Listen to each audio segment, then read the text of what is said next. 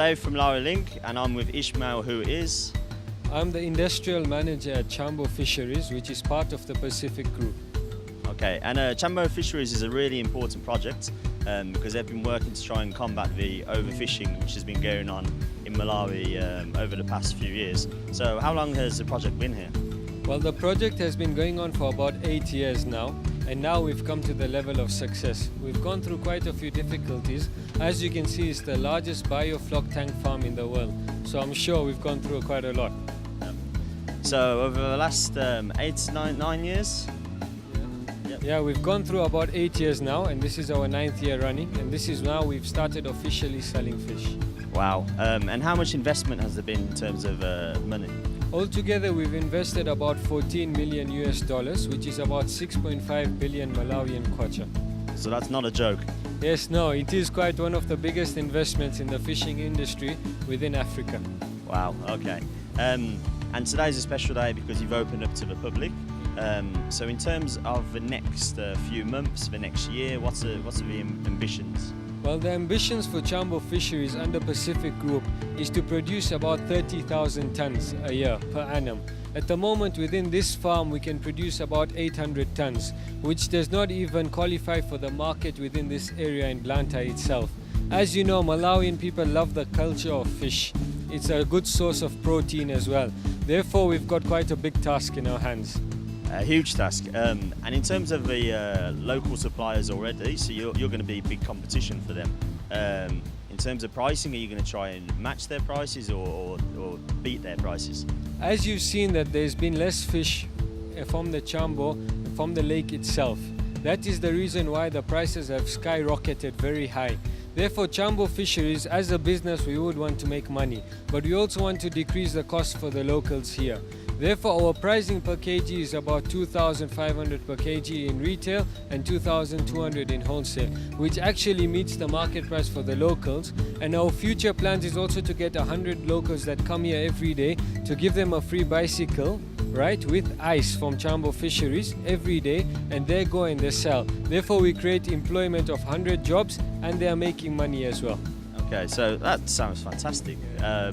You know, you've got a clear plan ahead of you, a bit of a challenge, but it looks like you're overcoming the challenge. So thank you for your time. It's been a pleasure and nice to have met you. Thank you, sir.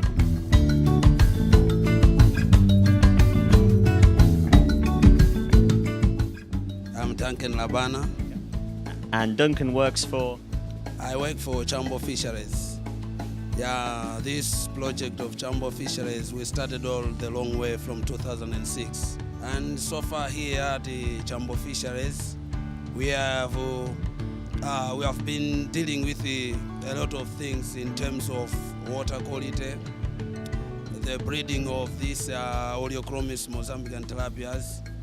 So far we raised the fish because here we are dealing with removing eggs from the mouth of the fish. After all, we are taking them to the incubation.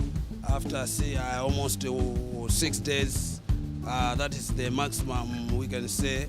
They are hatching from the incubation. Then from there, we are stocking in nursery troughs, and then we go for a period of 21 days. After 21 days, we are taking some samples and looking at the weight. So far as of now, the weight we are getting, the maximum weight in 21 days is almost 1 gram. Yeah, per fish. From there... Can I just ask, so the 1 gram in 21 days, and when you finish, what size are they between, roughly? When we finish, you mean from there up to the harvesting size, we are getting almost 250 grams. So that's a fairly big fish. 250 grams is a very big fish. You can even make fillets. So from your experience and what I can hear is you're a professional fisherman. Is that so? Exactly. Okay, now let me ask you about how many employees are there here?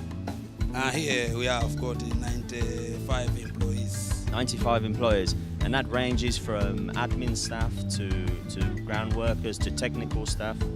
Yeah, sure.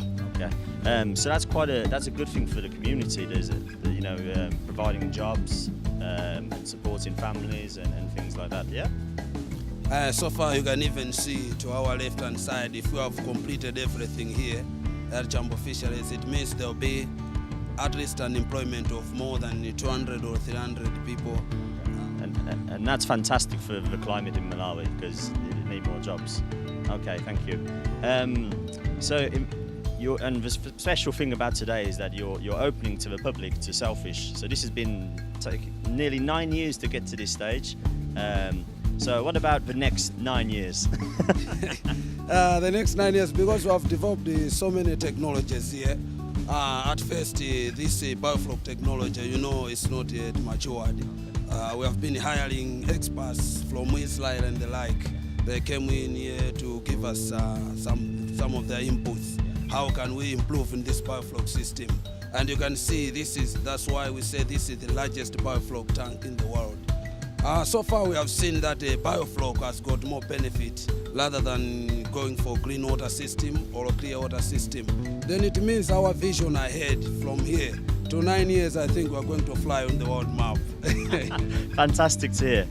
Thank you very much for your time. I understand we're in the incubation room. What really happens here? Here we are stocking eggs. This is a final hatchery. It's where we are hatching the eggs to fly. We collect eggs from the nursery modules, then we bring them here. As you can see, then we put them in these jars. They usually rotate like they're in their mother's mouth. In 1 to 6 days is when they hatch. From there, we take them off from here and stock them again in the nursery. So what are you doing with that thing? Are those medicine or what? Okay, what I'm doing here is I'm removing some dead eggs because usually in the tanks sometimes eggs are not fertilized, some eggs, but just a minor percentage. You get some unfertilized eggs. Then I'm removing those eggs because they usually cause some bacteria of which they might affect the live eggs. That's what I'm doing here.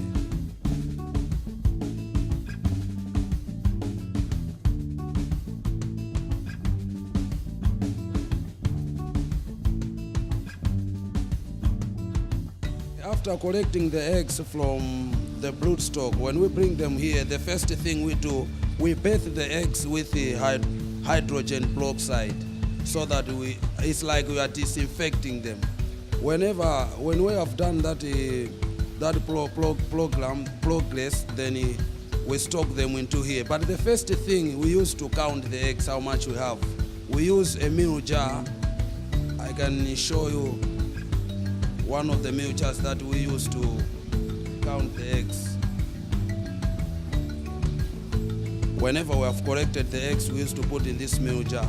And this meal jar will show you how much meals are in here. Then when we have finished the collecting, we used to count individual 10 meals. From the 10 meals is when we are going to know how much eggs we have collected. So far in this jar, we have almost 35,000 eggs in one jar. So for how long do they stay here? It's only 6 days. That's the maximum, depending on the temperature. That's why we have got those temperature controllers. What's the room temperature? The temperature required is 25.8 degrees to 29 degrees.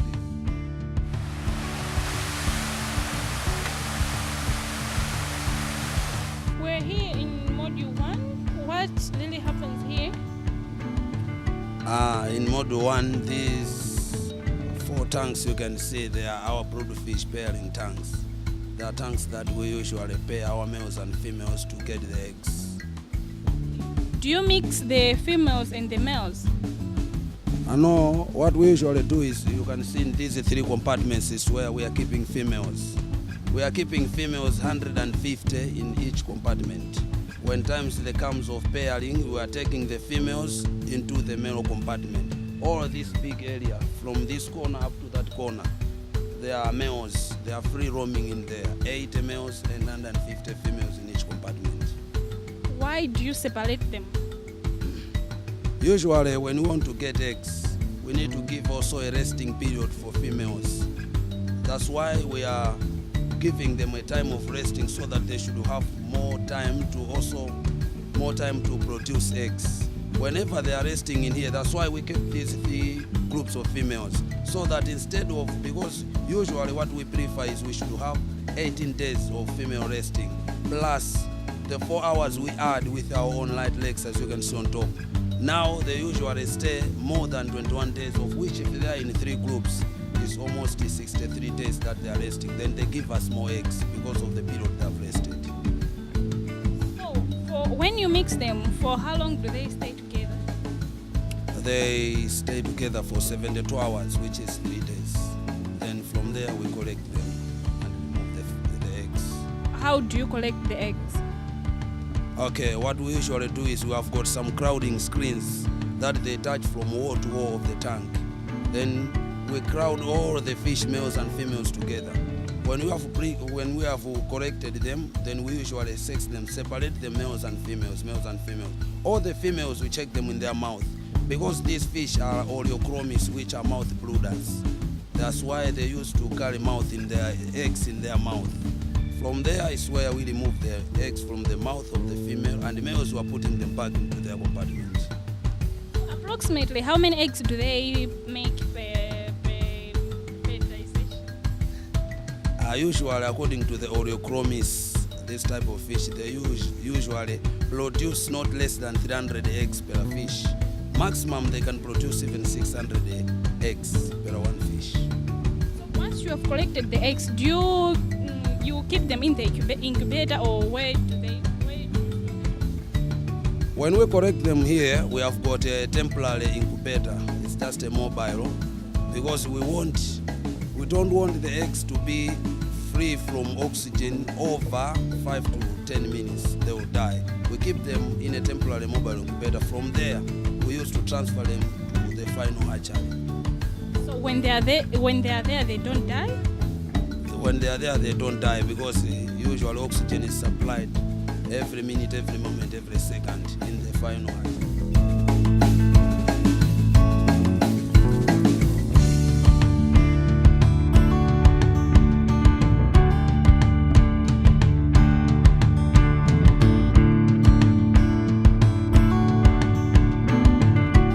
These, we call them compartments, and as I've lifted this underneath, you can see these are our female fish. These we call small compartments, and that side we call big compartment. That's what we usually call. In these small compartments, you keep only female fish, or you? In these small compartments, we used to keep only female fish. Males in the big compartment. But whenever we had maybe noticed the problem, we might face some diseases on the farm, and that's unavoidable. That time we might keep the males in a compartment to go for some other treatment. That's what we usually do.